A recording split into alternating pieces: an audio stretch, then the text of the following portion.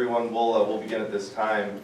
My name is Patty Lynch, and on behalf of my father, Pat, and the entire Lynch family, I want to welcome all of you. And on behalf of Kathy and Carolyn and Jane's family, thank you so much for joining them here. I know it means a lot to have people in the room who love this woman and remember her fondly. Before we begin, it might be smart to turn off your cell phone or silence them. And there's going to be some music, there's going to be an opportunity to share a memory or a thought at some point. So please know, we'll invite you forward in a bit. If you feel like sharing a memory or a thought, you're welcome to do so, you're not obligated. But we thought we would begin by praying in the way that we have been taught together. So please join me. Our Father, who art in heaven, hallowed be thy name. Thy kingdom come, thy will be done, on earth as it is in heaven. Give us this day our daily bread, and forgive us our trespasses, as we forgive those who trespass against us. And lead us not into temptation, but deliver us from evil. For thine is the kingdom, the power, and the glory forever.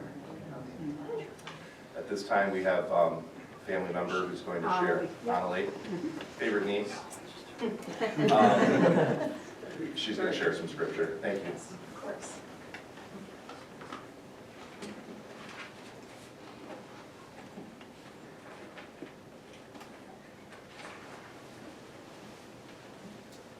The 23rd Psalm, the Lord is my shepherd. The Lord is my shepherd, I shall not want. He makes me lie down in green pastures. He leads me beside still waters. He restores my soul. He leads me in paths of righteousness for his name's sake. Even though I walk through the valley of the shadow of death, I will fear no evil, for you are with me. Your rod and your staff, they comfort me. You prepare a table before me in the presence of my enemies. You anoint my head with oil. My cup overflows. Surely goodness and love will follow me all the days of my life, and I will dwell in the house of the Lord forever. And then I'm going to read a scripture from the prophet Isaiah. It's chapter 40, verses 28 through 31. Have you not known? Have you not heard? The Lord is the everlasting God, the creator of the ends of the earth. He does not faint or grow weary. His understanding is unsearchable. He gives power to the faint and strengthens the powerless. Even youths will faint and be weary, and the young will fall exhausted. But those who wait for the Lord shall renew their strength. They shall mount up with the wings like eagles. They shall run and not be weary. They shall walk and not faint. The word of the Lord.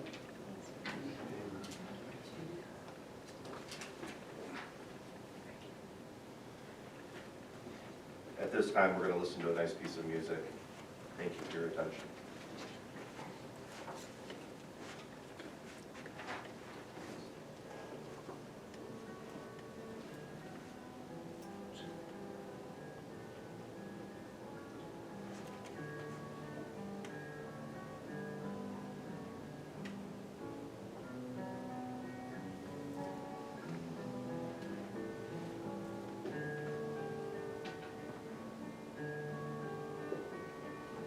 You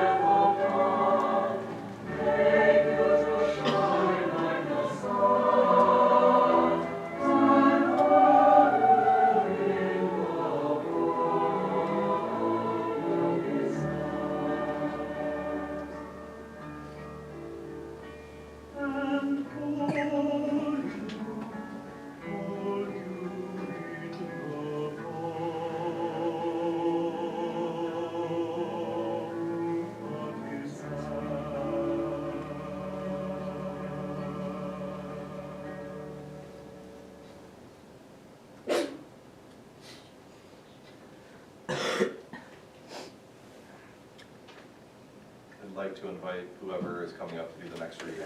Introduce yourself. Another favorite. Good. It's, A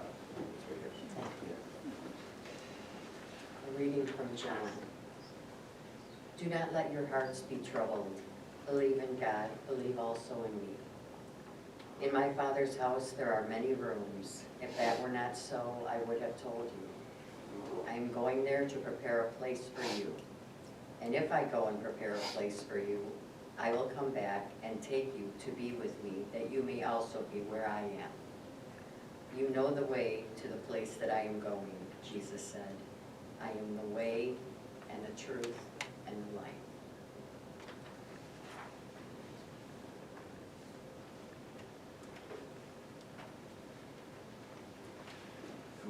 At this time, Carolyn's going to provide a eulogy, and before she begins, I wanted to let you know that when she's finished, that's the time when if anyone wants to share something, you're welcome to do so.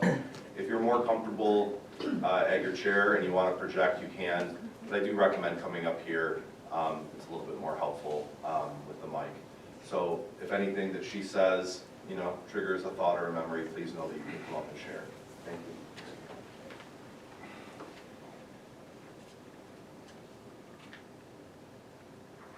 Jane grew up in Franklin and Birmingham. She loved to go by the house her father had built in Franklin. In the fall, we'd shop in town and go to the Franklin cider mill. She often told us of growing up and taking the trolley to downtown Detroit to visit her aunt at lunch and see a young Frank Sinatra in concert. She moved to California with her family after high school and loved the California coast, especially Carmel. She loved to travel, and once she was married, the whole family drove to California, stopping at beautiful stops along the way. She also went out east to Tennessee, the South, and Florida almost yearly to visit with Nancy, Bob, and Connie at their condos. Bob, Jane, and Carolyn traveled to England, Scotland, and Wales when Carolyn was 21. Senior trips with the Berkeley seniors and Nancy and Bob were fun adventures all over the U.S., including Hawaii. Short trips to Toronto, Frankenmuth, and Saugatuck were also fun times. Summers were spent at Elizabeth Lake and Waterford with picnics, swimming, and boating with her mom, dad, brother and his family, and the Sidema and Sayers family. 4th of Julys were special in Clawson with a picnic, croquet, art fairs, carnivals, fireworks, and her famous macaroni and cheese. Sundays when Robert's dad, Leo, and mom, Anli, were with us, were always large family dinners in Flint at their house on Naomi Drive. Trips up to Mayo to visit Mary and Jack and their family were fun too. All holidays and birthdays were celebrated with both sides of her family and Robert's. Jane took great pride in her work at Clawson High as the principal's secretary. She was great friends with her co-workers Joyce and Dorothy, and met her good friend Elaine through the schools.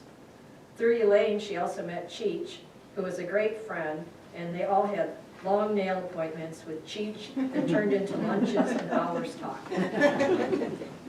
She loved doing things with her daughters, Carolyn and Kathy, and their families. There were horse shows, hot air balloon chases and festivals, school plays, and choir concerts. Her great-granddaughter, Meadow, inherited her love of music and theater. And Jane would not miss a show she was in since she was 5 years old to now at age 12. Jane loved music, and especially musicals like Les Miserables and Sound of Music. She often went to the Fisher Theater for years and was a lifetime member and season ticket holder at Stagecrafters in Royal Oak. She had a great fondness for Frank Sinatra and did see him at the Fox in later years with Dean Martin and Sammy Davis Jr. Wow.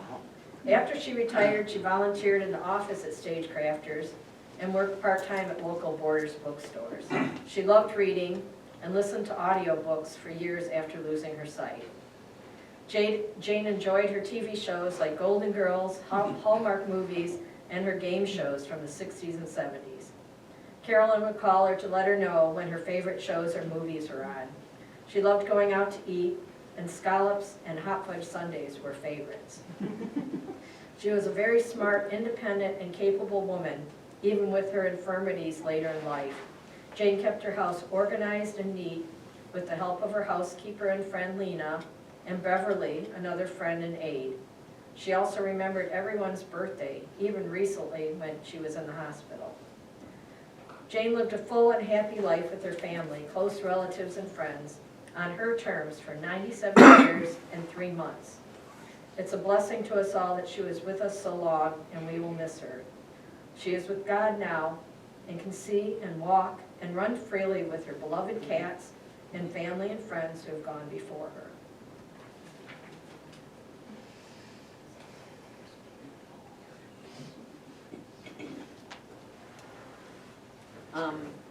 Karen is next, if she wants to.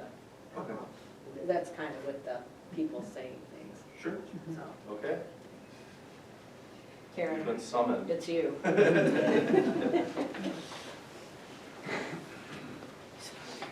Yeah, no, you have to have it memorized. That's a problem. Death is Nothing at All by H.S. Holland. Death is nothing at all. It does not count. I have only slipped away into the next room. Nothing has happened. Everything remains exactly as it was. I am I, and you are you, and the old life that we lived so fondly together is untouched, unchanged. Whatever we were to each other, that we are still. Call me by my old familiar name.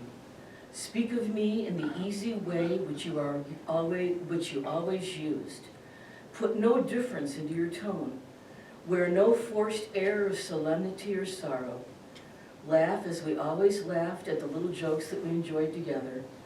Play, smile, think of me, pray for me. Let my name be forever the household word that it always was. Let it be spoken without an effort, without the ghost of a shadow upon it.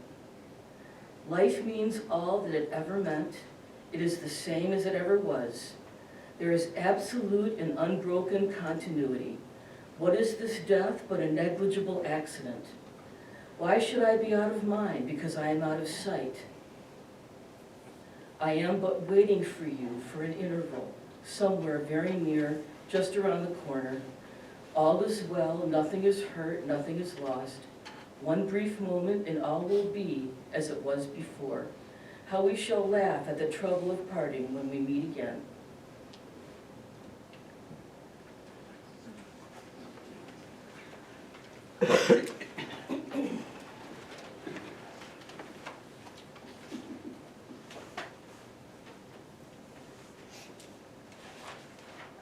I'm going to read a poem for Jane. In Clausen's quiet streets, her spirit soared, a life of 97 years, adored. Though shadows claimed her eyes, her heart could see a world of light, of love, of memory. Alone, yet never lonely, she embraced the lives of others, kindness interlaced. Her laughter, like a song, would fill the air, a testament to joy beyond compare. 2 daughters, precious gifts, her legacy, their lives a mirror of her constancy. Through every trial, her cheer remained intact, a beacon shining through the darkest act. Oh, Aunt Jane, your light will never fade. In hearts you touched, your gentle soul is laid. Though blind, you saw the beauty in us all, a life well lived, a love that will not fall. Rest now, dear Jane, your journey's work is done. A life of grace, a race of kindness run. In Clausen soil, your earthly form may lie, but in our hearts, your spirit will never die.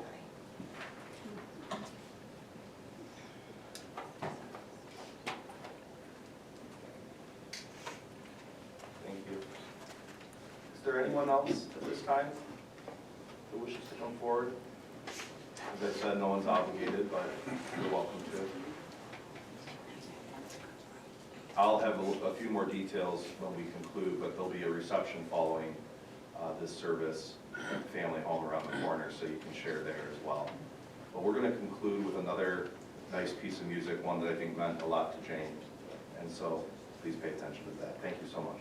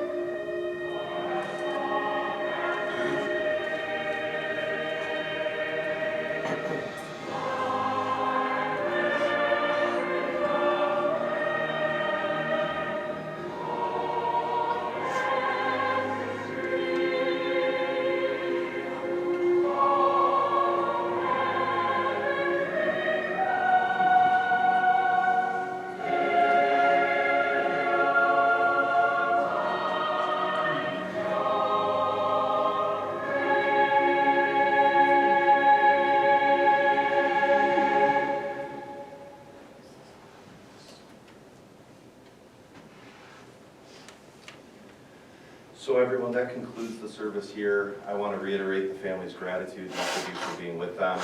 And again, as I just mentioned, there'll be a reception at the family home, which is 321 Park Drive here in Clawson. It's basically a couple rights and you're there. If you haven't been there and you don't like to mess with your phone, we have some printed maps and directions in the foyer, so please grab one of those. If you don't have the chance to get over there this evening, please take your time to wrap up here and say your goodbyes. At the same time, I'd say get over there sooner than later, you'll never get out of here, so you know, visit over there, but you're welcome to linger here for a while. We'll be here for a while, and I really appreciate everyone's kind attention. Thank you so much. God bless you. You can stand and move out.